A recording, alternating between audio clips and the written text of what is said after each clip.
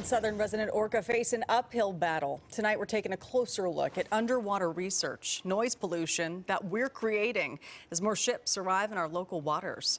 Fox 13's Matthew Smith is looking at the growing focus to cut down on the amount of noise made by ships when orca are nearby. Matt's joining us now in the studio. We know noise is one of the contributing concerns for the whales right now. What's the fix and how exactly can they get it done? Well, some of the stuff is simple. Rerouting traffic or even killing an engine, that can happen like that.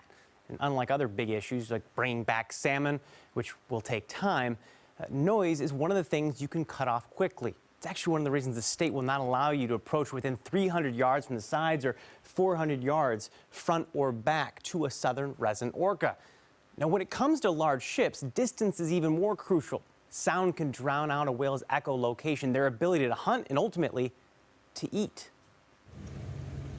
On top of the water, you see this buoy. But underwater, that sound is what orcas would hear when there's heavy traffic above.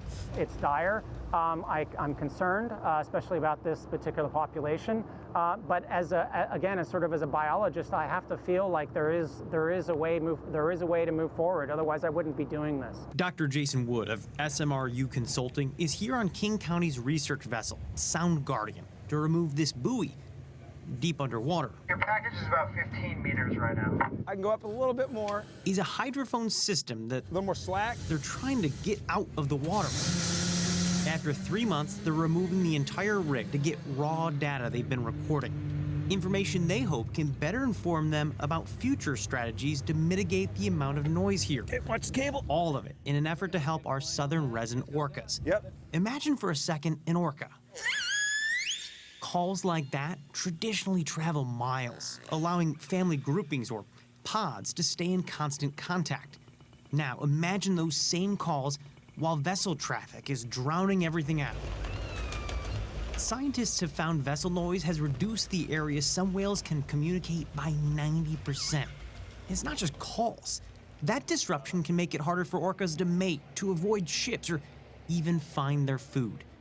But at a time scientists are trying to drop that noise, more ships are heading into our local waters. It's a big deal. There's so many different pieces of the vessel traffic picture that can impact a southern resident's survival. Brent Lyle's group, Friends of the San Juans, have put together a projection of vessel traffic increases for the Salish Sea.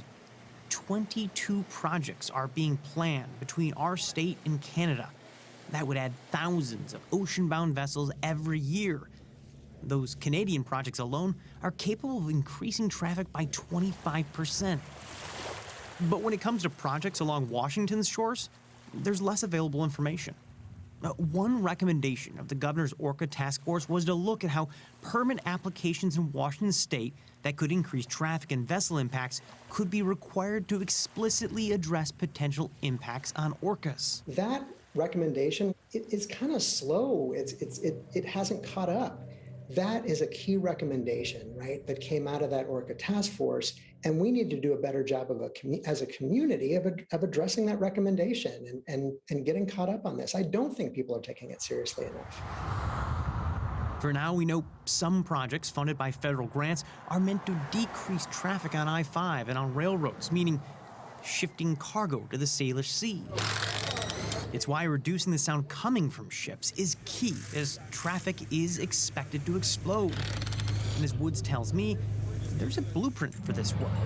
The Canadians have pushed this forward a little bit faster through their ECHO program. Canada's ECHO program, much like Washington's newer Quiet Sound, reroutes, slows, and lessens ship noise when resident orcas are in the area. Wood hopes their data eventually becomes part of Quiet Sound. It's absolutely up against the clock, and this is our little effort to try to stretch the clock out a little bit so they have a chance to recover. Wood is hoping dropping that noise can give orcas a shot, maybe prolong the clock to bring back their food. Our other endangered animal, the salmon.